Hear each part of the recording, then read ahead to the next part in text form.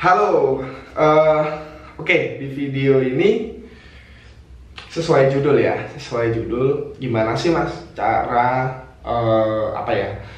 cara memulai sebuah bisnis online gitu ya, memulai usaha dengan modal yang cekak gitu ya.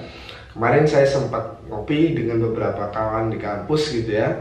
Dan beberapa waktu lalu, tadi malam kemarin sih lebih tepatnya itu saya ngopi dengan teman lama saya di kampus dulu.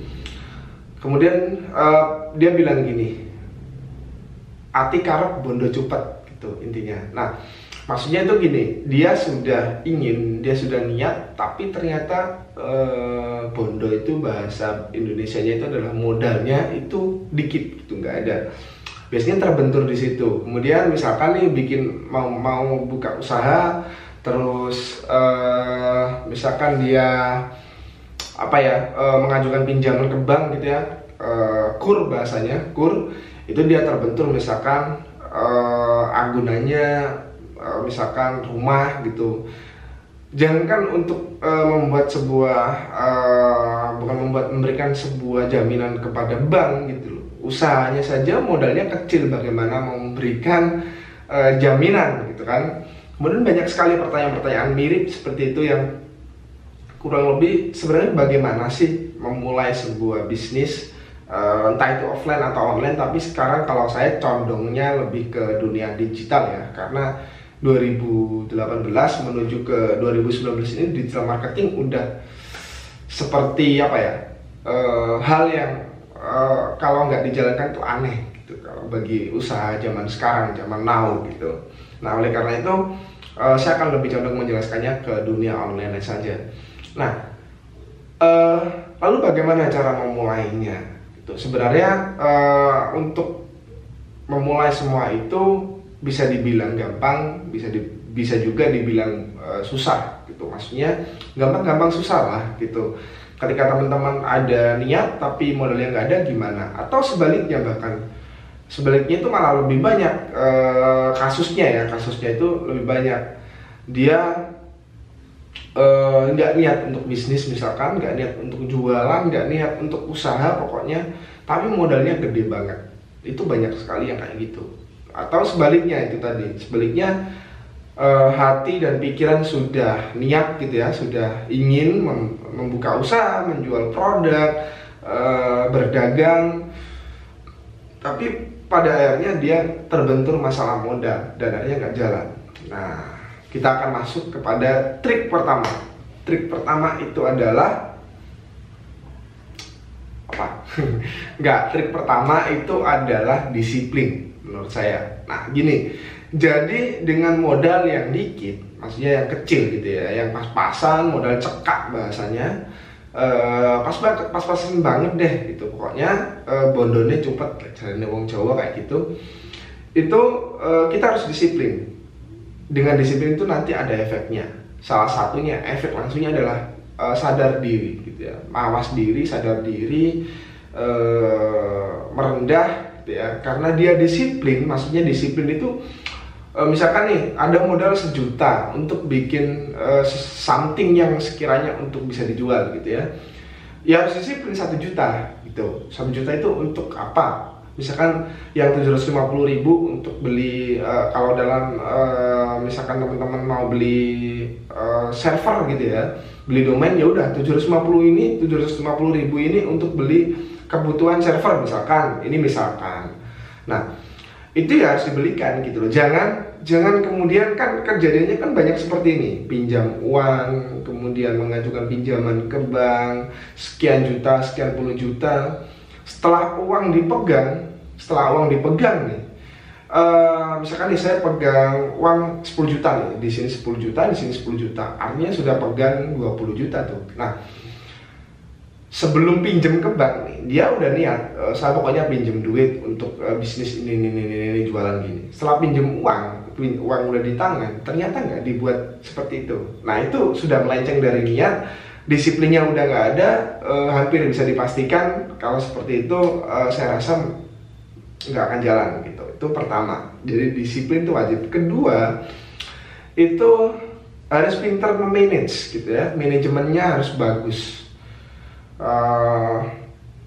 Nggak bisa asal-asalan misalkan beli ini beli itu, costnya dikeluarkan untuk misalkan beriklan ke Facebook, beriklan ke Google, kemudian di sini itu misalkan teman-teman nanti punya duit 5 juta misalkan tiba-tiba untuk beli software ini, buat beli kalau memang nggak butuh kamera jangan beli kamera gitu misalkan. Jadi jangan asal beli lah intinya, dan jangan asal jual juga. Manajemennya harus bagus, karena duit yang kita pegang itu adalah cost yang kita keluarkan kalau kita beli sesuatu, mau nggak mau seperti itu. Entah itu kebutuhannya bisnisnya teman-teman, itu harus benar-benar ditimbang gitu. Misalkan saya ingin beli misalkan beli apa ya, misalkan beli kamera deh gampangnya gitu, beli kamera atau beli handphone sekalipun. Beli handphone, butuh nggak sih, benar-benar butuh nggak sih beli handphone lagi? Sekarang udah pegang handphone nih, itu benar-benar butuh nggak? Kalau memang nggak butuh, ngapain beli? Mending memang budget itu dia akan ke tempat lain atau ke kebutuhan yang lain yang memang mungkin itu lebih dibutuhkan. Jangan sampai salah memilih atau leluconnya salah beli ya. Jangan sampai salah beli. Ketika barang belum di tangan, dia ingin sekali pegang nih, dia ingin sekali memiliki. Ketika sudah pegang, nih barang udah tak pegang, abis itu bingung ini mau ngapain gitu. Ini aneh juga gitu loh. Itu malah nanti ngebuat teman-teman itu kehilangan dana yang sebetulnya itu bisa untuk hal-hal lain yang mungkin itu sangat berguna untuk teman-teman. Ketiga, itu jangan lupa banyak-banyakin ngopi, nongkrong, kumpul sama teman-temannya. Dalam hal ini networking, relasi itu penting banget gitu ya. Jadi konsep paling mudah itu seperti ini. Kalau teman-teman melihat orang-orang sukses di dunia, misalkan seperti ya banyaklah teman-teman marketer yang sudah sukses, pebisnis yang sudah sukses semua itu, mereka banyak yang rela menghabiskan dana jutaan rupiah bahkan puluhan juta hanya untuk menemui partner bisnisnya, relasi bisnisnya di luar kota, di luar negeri bahkan. Kenapa? Karena disitulah pentingnya sebuah networking, pentingnya sebuah relasi gitu.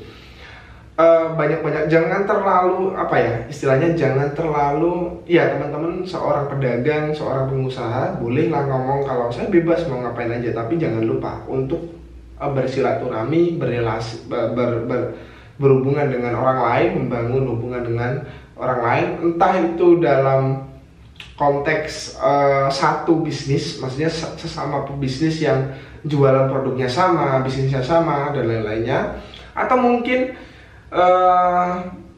pebisnis yang lain gitu. Misalkan produknya berbeda, bisnisnya berbeda, atau bahkan dengan orang yang sama sekali teman-teman nggak kenal, misalkan lagi duduk di warung kopi, lagi nongkrong atau lagi di kafe, terserah teman-teman. Itu pasti teman-teman butuhkan. Karena nanti ketika teman-teman itu, istilah gampangnya gini, ketika teman-teman punya networking yang semakin luas gitu ya, semakin banyak, semakin luas, ketika ke depan misalkan butuh apa, butuh ini, butuh sesuatu yang sekiranya teman-teman nggak bisa menyelesaikan itu sendiri, kita tinggal mencari itu semua di dalam networking itu satu persatu gitu. Kita tinggal mencari informasinya, misalkan bagaimana caranya, itu akan sangat penting gitu. Kemudian yang selanjutnya, jangan jadi robot. Maksud saya gini, jangan jadi robot itu serahkan kepada ahlinya kalau memang teman-teman nggak mampu. Singkatnya seperti itu. Jadi misalkan mau desain nggak mampu, serahkan kepada yang ahli desain. Nggak bisa jadi CS online shop, ya jangan jadi CS online shop. Kemudian nggak bisa bikin video, ya jangan sok-sokan bikin video gitu. Nah, ini ada hubungannya dengan mendelegasikan sebuah job desk gitu ya, mendelegasikan sebuah pekerjaan. Ini nanti ada hubungannya dengan manajemen yang tadi itu saya sebutkan. Jadi kalau nggak pintar-pintar memanage, jangan asal-asalan misalkan karyawannya asal cari karyawan gitu ya, karena dia gengsi banyak-banyakan karyawan, padahal bisnis itu bukan tentang banyak-banyakan karyawan, tapi dia gengsi, akhirnya dia asal rekrut karyawan, akhirnya costnya lebih banyak, dia belum butuh CS online shop, tiba-tiba dia sudah rekrut karyawan untuk jadi CS. Ya masa sih sehari ada 10 order pembelian ke dalam online shopnya sudah butuh CS? Kan belum butuh juga gitu loh, misalkan kayak gitu. Kalau sehari itu sudah ada yang chat, misalkan 200 orang yang chat untuk di follow up, kemudian ada 300 orang yang butuh reply, nah itu kan butuh tangan yang banyak untuk membalas chatnya. Nah itu artinya sudah butuh CS. Nah artinya maksudnya gini, jadi dalam hal ini ya, jangan jadi robot ini, sesuaikan dengan kebutuhannya teman-teman dan budgetnya teman-teman. Nah ini ada hubungannya dengan manajemen tadi dan disiplinnya tadi, karena di sini hubungan delegasi dalam mendelegasikan sebuah pekerjaan itu bukan urusan mudah juga gitu. Mencari pekerjaan itu susah, mencari pekerja itu juga lebih susah, memberikan pekerjaan kepada pekerja itu juga lebih susah gitu. Jadi semuanya susah, tapi juga bisa dikatakan gampang-gampang susah. Jadi seperti itu. Nah pertanyaannya, apakah itu tadi adalah cara-cara yang saya jalankan gitu ya. Apakah saya pernah menjalankan cara itu? Oh tentunya gitu. Saya pernah menjalankan cara-cara itu sejak 2011 lalu, kurang lebih sekitar 7 tahun yang lalu. Kemudian 2013 saya juga mulai benar-benar serius di dunia online sampai detik ini. Jadi saya menjalankan semua tips dan trik yang saya sampaikan tadi, bukan asal bicara gitu. Nah itu saja video dari saya. Kalau teman-teman berkenan bisa share video ini ke sosial media, ke teman-temannya teman-teman yang mungkin berguna untuk mereka semua, untuk saudara, keluarga, dan teman-temannya teman-teman nanti. Nah itu saja, nanti kita akan berdiskusi di kolom komentar. Kalau ada saran, kritiknya seperti apa, nanti bisa disampaikan di kolom komentar dari video saya ini. Jangan lupa subscribe. Nah itu saja dari saya dan sampai jumpa.